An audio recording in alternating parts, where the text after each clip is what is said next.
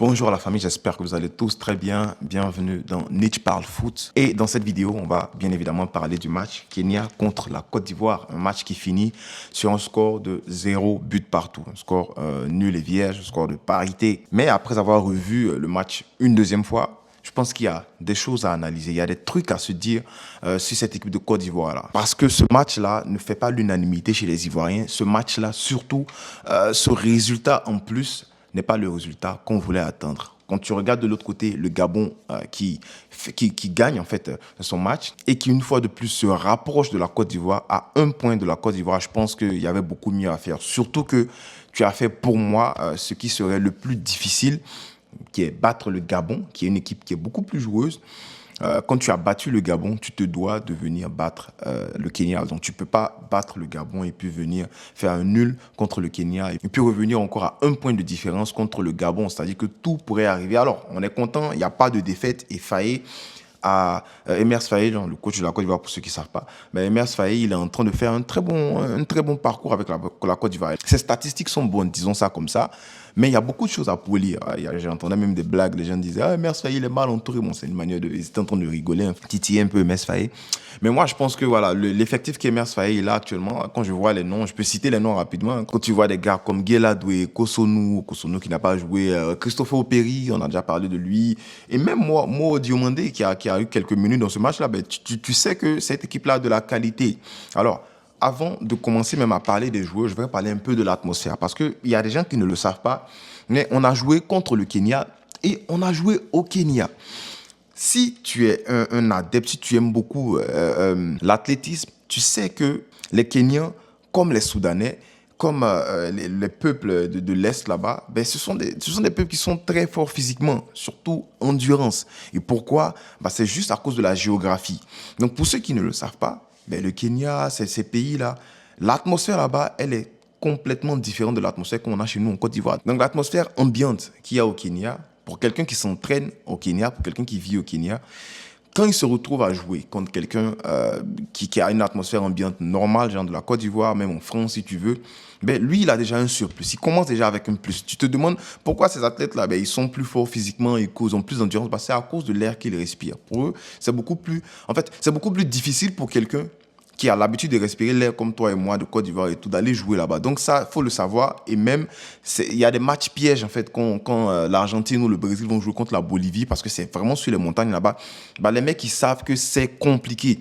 On voit même à certains moments, à la fin du match, ou quand ils sont dans l'avion, genre je parle des équipes, les professionnels, là, bah, ils sont sous oxygène. On leur donne de l'oxygène pour respirer. Donc, c'est juste pour mettre ça sur la table pour que vous compreniez un peu ce qui se passe. Ce sont des hommes comme toi et moi. Hein. Ils ne sont pas habitués à ça, ils ne sont pas du jeu contre le Kenya. Du coup, c'est compliqué. Mais comme ils sont professionnels, on s'attend à quelque chose de mieux. Voilà. Donc, je voulais juste mettre ça sur la table pour qu'on sache au moins que c'était très compliqué pour cette équipe-là d'aller jouer contre le Kenya, chez eux au Kenya. Si tu as même remarqué, les Kenyans, déjà, bon, physiquement parlant, ce sont des gars qui étaient beaucoup plus élancés. D'ailleurs, que le plus petit physiquement, il avait à peu près la même taille que Singo. Hein. Singo, c'est un peu trop... Non.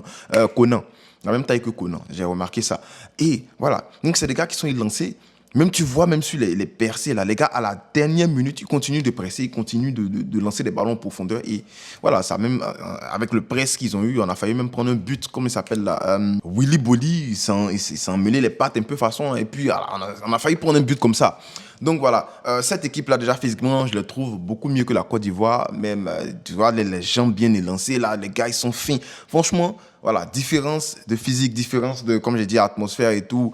Donc voilà, ça c'était une petite parenthèse. Mais maintenant, parlons maintenant de la Côte d'Ivoire et du 11 qui a été proposé. Bon, moi déjà, j'ai pas aimé de voir Willy Bolly, là, il faut se dire directement, parce que Willy Bolly, depuis même le 4-0 qu'on prend contre la Guinée équatoriale, mais Willy Bolly, moi, j'ai plus confiance en lui. Voilà, moi, j'ai plus confiance en lui. Donc, charnière centrale et Bandika, Willy Bolly, pour moi, bon, je ne sais pas pourquoi on n'a pas préféré faire jouer Kosono. Est-ce que c'est des restrictions de la part des clubs? Qu'est-ce qui se passe? Ou bien même Diomandé, je ne l'ai pas trouvé si mauvais que ça. Bon, Willy Bolly, je ne suis pas en train de dire qu'il est mauvais, mais pour moi, cette charnière centrale-là, Evan Ndika, Willy Bolly, ça n'a pas été ça. Et pour moi, c'est Evan Ndika qui a même step up. Sinon, on se prenait de nombreux buts. On prenait de nombreux buts. Donc, Willy Boly, il a pris l'eau, surtout contre des défenseurs qui ont contre des attaquants, pardon, qui ont de l'endurance et de la vitesse. Les Kenyans, je parle. Et bon, Ghislain Conan et Wilfried Singo, en nos latéraux, c'était pas mauvais, hein, c'était pas mauvais. J'ai vu un bon centre de Wilfried Singo. Bon, c'est lui, il a des centres millimétrés et tout. Ghislain Conan qui est de plus en plus à l'aise, balle au pied, voilà, j'ai des répliques défensives et tout. Franchement, j'ai apprécié. Au milieu, je trouve qu'on s'entremêle beaucoup les pattes. Je trouve que c'est pas encore ça. Je trouve que les gars, je sais pas si tu comprends ce que je dis, mais on s'entremêle. C'est-à-dire que Kessié va faire une course ou bien Kessié va venir dans la zone de Seko Fofana. Du coup, tu as les deux qui sont dans la même zone. Après, Kessié qui va le demander de monter. Je pense qu'il y a encore un problème de fluidité. La machine n'est pas encore bien huilée. Et ça pardonne pas. Hein, ça pardonne pas. Si tu tombes contre un milieu qui est beaucoup plus compact, qui est beaucoup plus joueur, exemple comme ce qui s'est passé contre le Gabon, on va se faire avaler au milieu. Lazare Amani, il fait pas un mauvais match à mon goût. J'ai rien de mauvais à dire sur lui. Devant Jérémy Boga, Emmanuel Latte et puis Adengra, il faut déjà voir que le trident devant, ça a été un peu compliqué pour eux jusqu'à l'entrée de Evan Guessant. Evan Guessant, on a vu que physiquement parlant, c'est un gars qui est beaucoup imposant. Et le jeu au corps, la possession, garder le ballon. En fait, il est très à l'aise dans ce registre-là. Du coup, son entrée a permis de libérer, comment il s'appelle, notre petit Adengra, mais surtout de libérer aussi Oumar Diakité. Et on l'a vu après l'entrée de Guessant et de Oumar Diakité, voilà, on a eu des occasions. Exemple, comment s'appelle, Adengra qui fait une percée sur le côté là-bas et qui vient servir le ballon dans les pieds de Oumar Diakité, qui lui va marquer ça à Reims 10 000 fois. Hein, mais bon, malchance pour nous, ça tape là-bas. Et c'était le moment de marquer notre but. C'était le moment de marquer notre but. Surtout que dans ce match-là, la Côte d'Ivoire on a eu chaud. On a failli prendre tellement de buts et c'est de là que je vais parler maintenant de notre gardien Yaya Fofana, qui commence à rassurer. En fait, il est très rassurant depuis Gabon. Déjà Gabon. Et puis ce match contre Kenya, je l'ai trouvé très très rassurant. Il commence à monter en puissance, frérot. Franchement, continue ce que tu es en train de faire. Ton entraînement, tu fais là, continue. Parce que déjà, même les sorties, on avait déjà parlé de ça dans la vidéo précédente, pas voir. Quand il sort avec autorité. Il vient, maintenant les prises de balle c'est fluide, c'est plus genre il floppe les ballons, non. Moi j'avais parlé de sa façon de sa prise de balle qui n'était pas trop ça parce qu'il prenait le ballon en 2 temps, mais là c'est devenu parfait. Et même il y avait un ballon, on nous prend dans la profondeur, là je sais pas, erreur de qui, on nous prend dans la profondeur, mais Yaya Fofana il fait pas comme Ter Stegen, il sort de sa zone, il sort même de son rectangle pour venir têter le ballon.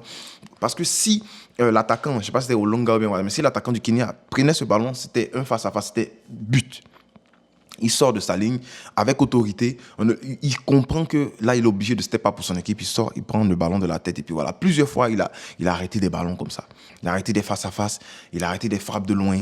Franchement, je le trouve super, super rassurant. Et pour moi, Yaya Fofana, c'est l'homme du match, encore une fois. Et quand ton gardien est ton homme du match dans un match, ça en dit beaucoup sur devant. Aussi, Evan Ndika, j'ai beaucoup aimé ce qu'il a proposé, à beaucoup de sérénité. Peut-être que c'était parce qu'on avait vu un très gros contraste entre lui et Willy Boly, que voilà, pour moi, Evan Ndika, il a brillé, mais je l'ai trouvé très, très intéressant.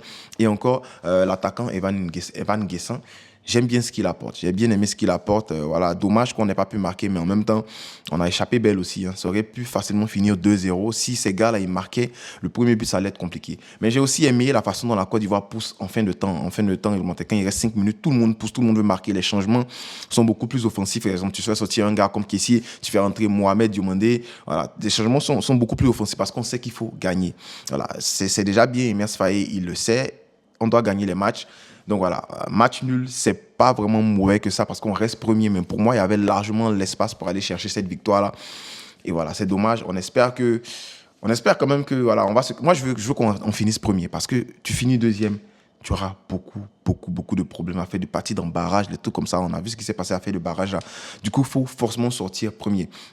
On doit aller jouer au Gabon, ça sera beaucoup compliqué. Voilà, parce que là, il faut taper le Gabon. Voilà, quel que soit Alpha, il faut taper le Gabon. Le Kenya, ils vont venir en Côte d'Ivoire. Ça sera différent, mais c'est le même Kenya. S'ils viennent jouer en Côte d'Ivoire, où l'atmosphère est propice pour eux, ils seront encore plus performants que nous. Du coup, Kenya, c'est un match très compliqué. Ça sera un match très compliqué. C'est pour ça que je dis Gabon, tout le reste, il faut taper. Donc voilà, pour moi, dommage qu'il n'y ait pas eu de victoire. Il y avait largement la place pour le faire. Mais voilà, la Côte d'Ivoire doit encore peaufiner son milieu de terrain. La Côte d'Ivoire doit encore travailler la défense. Voilà, il y a plein de choses à travailler. Mais en fait, c'est tout quand tu commences à voir les compartiments, que ça ne va pas, ça va passer. En fait, c'est tout toute l'équipe qui doit travailler ensemble pour avoir une commodité, pour avoir une chemistry, comme les Américains le disent, parce que ça ne pardonne pas dans les tournois internationaux. Ça pardonne pas, en Coupe du Monde, à la CAN. Voilà. Donc, dis-moi en commentaire ce que tu as pensé de cette vidéo. Je serais content de lire ton commentaire et pourquoi pas d'y répondre. Bien sûr, dis-moi c'est qui ton top, c'est qui ta flop. Et puis, n'oublie pas de liker, partager. Abonne-toi si ce n'est pas encore fait. Et on le fait pour l'amour du football. Vive la Côte d'Ivoire. Vive les éléphants. Peace.